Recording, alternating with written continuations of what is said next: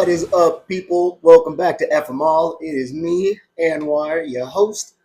For those of you who are here for the first time, buckle up, y'all. FMall is, on one hand, a nod to the James Baldwin quote you saw on the intro.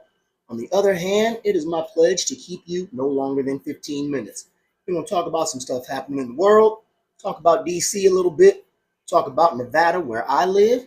Hopefully, we're a little smarter, and I can do that in 15 minutes or less. That stated, let's get to it, y'all. WNBA basketball season is coming to an end as far as the regular season. We're seeing teams push for the playoffs. You already know who I'm rocking with because it's on my head. And listen, our ACES are now on a 13-game winning streak. 13 in a row. A month ago, people were saying we might not make the playoffs. And if you've been following me, you know I said that we had a rough start to the season because we had a brand new team. We lost some players, got some new players. We lost some coaches, had to bring in some new coaches. And so we had a brand new looking team. And I said it was going to take some time, but once we clicked, we were going to be scary. And now we are seeing it. A'ja Wilson is running away with the MVP. If we're being honest, it's really not close. Like, I love Alyssa Thomas. Don't get it twisted. I ain't got shit bad to say about her. She is killing it in Phoenix. And truth be told, and I said this at the beginning of the season, I got nothing but love for Nafisa Collier. She's great. But A'ja Wilson is special. She is really in a class all by herself. Matter of fact, we saw what might be a finals matchup in the ACES versus the Minnesota Lynx at T-Mobile Arena. This is what it looked like from where I was sitting.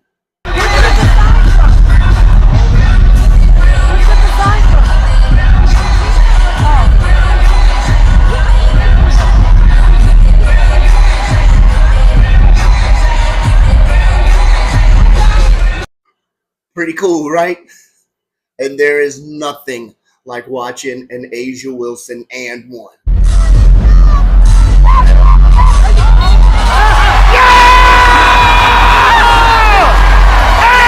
one! The real MVP! I let you know! Woo! And then, of course, if you follow me at all, you know I had to act a little bit of a fool at the end of the game, so...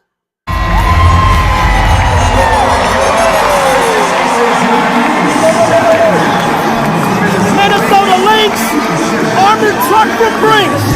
Head out to Egypt and stand on top of the Sphinx. Don't matter. ACES in 5, bitch. Woo! Like I said, drink your water, brush your tongue, watch your goddamn mouth. All day, ACES in 5, bitch. All right, y'all. Let's get into some semi-serious stuff, shall we? So, in DC, we have Donald Trump talking about sending the National Guard into multiple cities.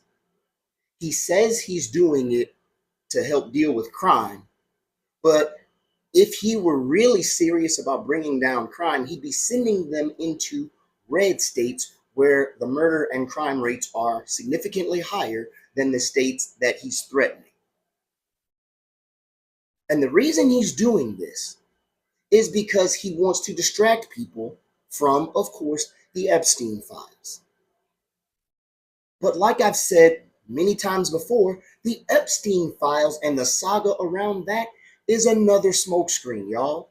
Because the truth is, good, bad, and different, if we're being honest, if and when we find out who's on that list, do we really expect anybody to be tried? Do we really expect anybody to be prosecuted? Or will it just be some more stuff we know?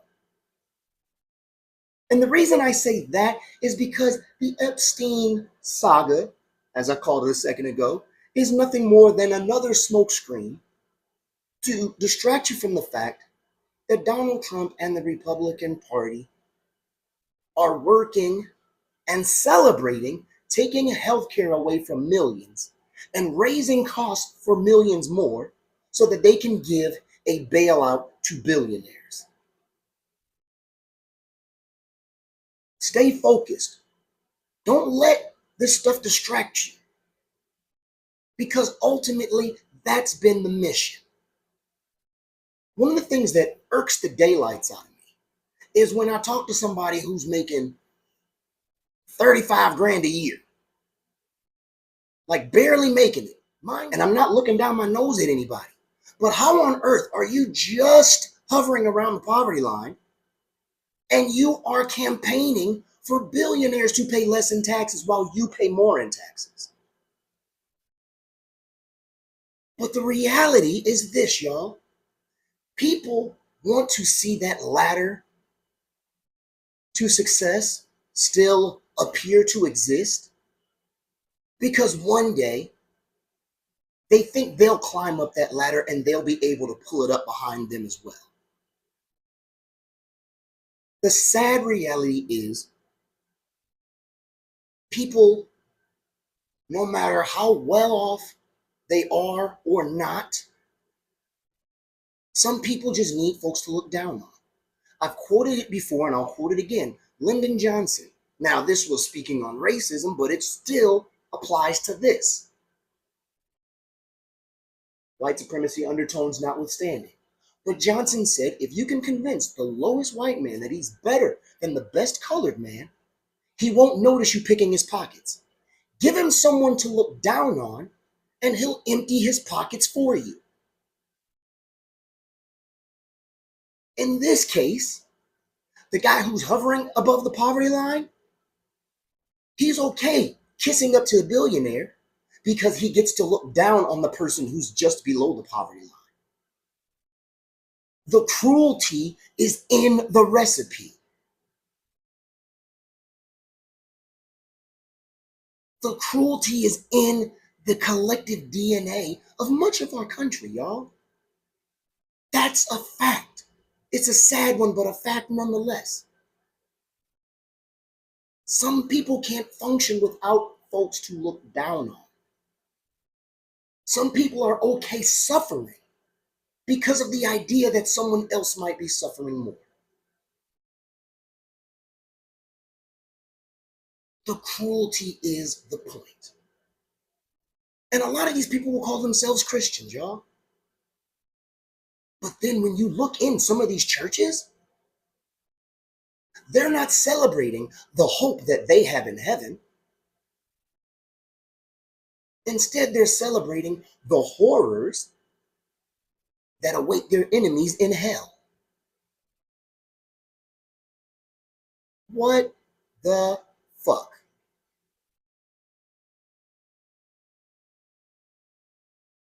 That's our country, y'all. Before I get too worked up, let's pivot and talk about what's happening here in Nevada.